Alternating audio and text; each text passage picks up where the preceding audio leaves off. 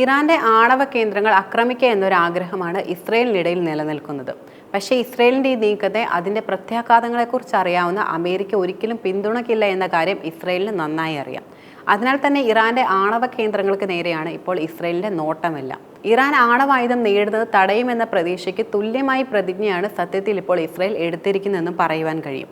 ഇറാനുമായുള്ള ഏതൊരു ചർച്ചയും അതിന്റെ ആണവ പദ്ധതി പൂർണ്ണമായും ഇല്ലാതാക്കുന്നതിലേക്ക് നയിക്കുമെന്ന് നിർബന്ധിക്കുകയാണ് ഇസ്രയേൽ പ്രധാനമന്ത്രിയായിട്ടുള്ള ബെഞ്ചമിൻ നെതന്യാഹു.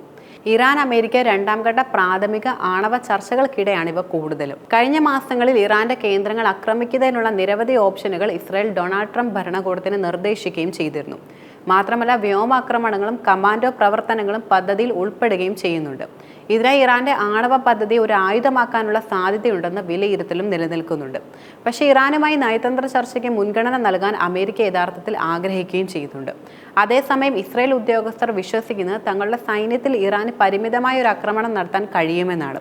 പക്ഷേ ഇതിന് അമേരിക്ക പിന്തുണ ഒരിക്കലും നൽകുകയില്ല.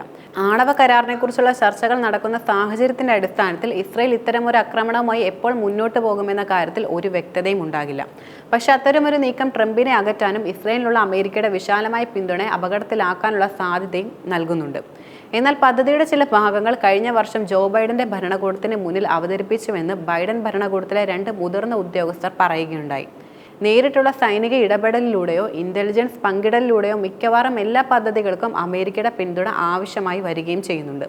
മാത്രമല്ല ഇറാൻ തിരിച്ചടിച്ചാൽ ഇസ്രയേലിനെ സ്വയം പ്രതിരോധിക്കാൻ അമേരിക്ക സഹായിക്കണമെന്ന് ഇസ്രയേൽ അഭ്യർത്ഥിക്കുകയും ചെയ്തിരുന്നു. ഇസ്രയേലിനെ ആക്രമണത്തിൽ നിന്ന് പിന്തിരിപ്പിച്ചിട്ടില്ലെന്നും അതുപോലെ ഇറാനെതിരെയുള്ള സൈനിക നടപടിയെ താൻ പിന്തുണയ്ക്കില്ല എന്നുമാണ് ട്രംപ് മാധ്യമപ്രവർത്തകരോട് പറഞ്ഞിരുന്നത്.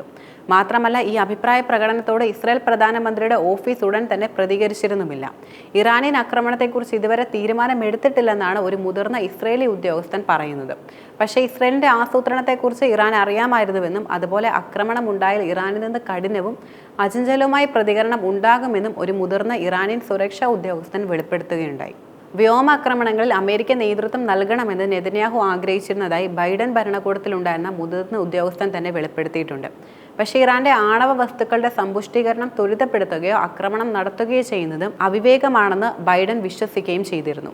ഇറാനെതിരെ പോരാടാനുള്ള ഇസ്രായേൽ സൈന്യത്തിന്റെ ശേഷിയിലും ബൈഡന് സംശയം നിലനിന്നിരുന്നു. ഇറാന്റെ ആണവ കേന്ദ്രങ്ങളും ഭൂഗർഭ സൗകര്യങ്ങളിലെ ശേഖരങ്ങളും നശിപ്പിക്കാൻ ഇസ്രായേലിന് ഗണ്യമായ അളവിൽ അമേരിക്കൻ സൈന്യത്തിന്റെ പിന്തുണയും അതുപോലെ ആയുധങ്ങളും ആവശ്യമാണെന്നും മുൻ ഉദ്യോഗസ്ഥരും വിദഗ്ധരും വളരെ കാലമായി പറയുകയും ചെയ്തിട്ടുണ്ട്. ഇസ്രയേൽ പരിഗണിക്കുന്ന കൂടുതൽ പരിമിതമായ സൈനിക ആക്രമണത്തിന് നേരിട്ടുള്ള അമേരിക്കയുടെ സഹായം വളരെയധികം കുറവായിരിക്കും. കൂടാതെ പ്രത്യേകിച്ച് രഹസ്യ കേന്ദ്രത്തിലേക്ക് എത്താൻ കഴിയുന്ന ബാങ്കർ തകർക്കുന്ന അമേരിക്കയുടെ ബോംബർ വിമാനങ്ങളുടെ കാര്യത്തിലും എന്ന് പറയാം. അത്തരമൊരു പ്രകോപനം തീർക്കാൻ ഇസ്രയേൽ വിരൽ അനക്കുന്ന അടുത്ത നിമിഷം ഇറാന്റെ പ്രഹരം ഇസ്രയേലിന് മേൽ പതിക്കുമെന്നതിലും ഒരു സംശയവും വേണ്ട. ഇറാൻ ആണവായുധം നിർമ്മിക്കില്ലെന്ന കാര്യത്തിൽ ഉറപ്പ് നൽകാതെ ഇറാനുമായുള്ള അമേരിക്കയുടെ ചർച്ചകൾ ഒരു കരാർ രൂപീകരണ ഘട്ടത്തിലേക്ക് നീങ്ങുമെന്ന് തങ്ങൾ വിശ്വസിക്കുന്നില്ലെന്നും ഇസ്രയേൽ ഉദ്യോഗസ്ഥർ സമീപ ആഴ്ചകളിൽ അമേരിക്കയോട് വെളിപ്പെടുത്തുകയും ചെയ്തിരുന്നു. ഇസ്രയേൽ ഇങ്ങനെ വിശ്വസിക്കുന്നുണ്ട്. എന്നാൽ ഭാവി ദുരന്തത്തെക്കുറിച്ച് നല്ല ധാരണയുള്ള അമേരിക്ക ഇറാനിലേക്ക് എന്തായാലും ഒരു ആക്രമണവുമായി പോകില്ല എന്നതിലും സംശയമില്ല. അതിനു പകരം ഒരു കരാറിലെത്താൻ തന്നെയായിരിക്കും കൂടുതലും ശ്രമിക്കുക. മാത്രമല്ല പെട്ടെന്ന് അങ്ങനെ ഒരു കരാർ വന്നാൽ അത് ഇസ്രയേലിന് അമേരിക്കയിൽ നിന്നും കിട്ടുന്ന ഒരു കനത്ത തിരിച്ചടിയായിരിക്കും എന്നതിലും സംശയമില്ല.